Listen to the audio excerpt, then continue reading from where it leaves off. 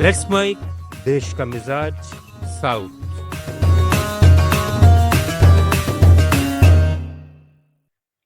देश का मिजाज, आइए जानते हैं भारत के दक्षिणी राज्यों की आज की खास खबरें।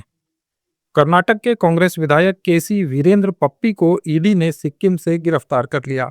उन पर अवैध ऑनलाइन और ऑफलाइन सट्टेबाजी का आरोप है। ये गिरफ्तारी पीएमएलए कानून के तहत हुई है। ईडी ने 22 अगस्त को कई राज्यों में छापेमारी कर उनके अलग अलग ठिकानों से 12 करोड़ रुपए, 1 करोड़ रुपए की विदेशी मुद्रा, 6 करोड़ रुपए की सोने की ज्वेलरी, 10 किलो चांदी और 4 वाहन जब्त किए थे। वीरेंद्र पप्पी चित्रदुर्ग से विधायक हैं। कर्नाटक के मंगलुरु में धर्मस्थला सामूहिक दफन मामले में एसआईटी ने शिकायतकर्ता को गिरफ्तार किया है। 50 साल का ये पूर्व सफाई कर्मचारी, जिसने सामूहिक दफन की शिकायत की थी, उसे झूठी गवाही देने के आरोप में पकड़ा गया। इसने 11 जुलाई को बेलंथगढ़ी मजिस्ट्रेट के सामने एक खोपड़ी और कुछ हड्डियां पेश की थीं, जिन्हें उसने एक महिला का बताया था और ये कहा था कि उसने कई महिलाओं के शव दफन किए हैं। अब उसे बेलंथगढ़ी की अदालत में पेश किया जाएगा। डीएमके के उप महासचिव और लोकसभा सांसद ए राजा ने केंद्रीय गृह मंत्री अमित शाह पर तंज कसा है। अमित शाह ने तमिलनाडु के तिरुनेलवेली में बीजेपी कार्यकर्ताओं को संबोधित करते हुए तमिल संस्कृति की प्रसिद्ध पुस्तक तिरुक्कुरल का जिक्र किया था। ए राजा ने एक बयान जारी कर कहा कि शाह का तिरुक्कुरल का जिक्र करना केवल दिखावा है और इससे बीजेपी को तमिलनाडु में वोट नहीं मिलेंगे। राजा का कहना है कि शाह तमिल संस्कृति का इस्तेमाल वोट हासिल करने के लिए कर रहे हैं, लेकिन लोग इसे समझते हैं और बीजेपी को समर्थन नहीं देंगे। तमिलनाडु के थूथुकुडी के नगर निगम ने प्रतिबंधित सिंगल यूज प्लास्टिक का उपयोग रोकने के लिए जागरूकता बोर्ड लगाने का फैसला किया है।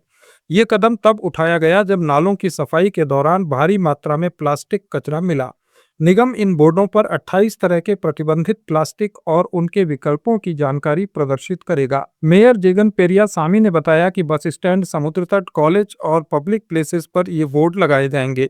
इसके साथ ही पर्चे बांटे जाएंगे और प्रदर्शनियों सहित कई कार्यक्रम होंगे। निगम का मकसद लोगों को जागरूक करना है, न कि दंड देना। आंध्र प्रदेश के मुख्यमंत्री और टीडीपी प्रमुख एन चंद्रबाबू नायडू ने उपराष्ट्रपति चुनाव में इंडिया ब्लॉक के उम्मीदवार सुदर्शन रेड्डी के लिए कहा कि इस चुनाव में तेलुगु गौरव का सवाल ही नहीं उठता। एनडीए के उम्मीदवार सीपी राधाकृष्णन को स्पष्ट बहुमत मिलने की संभावना के बावजूद इंडिया ब्लॉक ने उम्मीदवार उतारा, जो राजनीति है। उन्होंने कहा कि टीडीपी पहले से एनडीए का हिस्सा है, इसलिए इंडिया ब्लॉक के उम्मीदवार रिटायर्ड जज रेड्डी को समर्थन देना संभव नहीं। नायडू ने राधाकृष्णन की तारीफ करते हुए कहा कि वे इस पद की गरिमा को बढ़ाएंगे। He is a gentleman.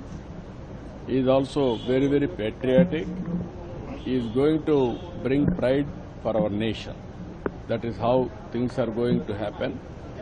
Why you are all having media sometimes unnecessary doubts. Every political party don't suspect. Even this alliance is before election.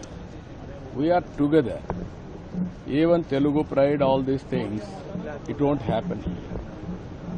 Even sometimes we supported even long back P.V. Narasimha Rao, Telugu man as MP. He became Prime Minister, we supported him as MP. That is a different issue.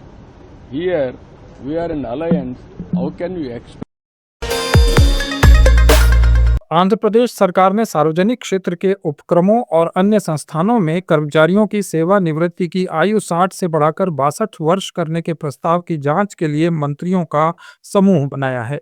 मुख्य सचिव के विजयानंद के अमरावती से जारी आदेश के अनुसार इस समूह में मंत्री पी नारायण, नारा लोकेश और पी केशव शामिल हैं। प्रमुख वित्त सचिव इसके संयोजक होंगे। जीओएम से जल्द अपनी सिफारिशें देने को कहा गया है, ताकि सरकार इस मामले को आगे बढ़ा सके। आप सुन रहे थे let's mic more than radio. Follow कीजिए हमें हमारे सोशल मीडिया प्लेटफॉर्म्स पर। It's time for news. It's time for more than radio. Presenting the first radio news app, Let's Mic. Let's Mic, a news-based app on your phone where you get to watch and listen news, talk shows, interviews, radio show podcasts,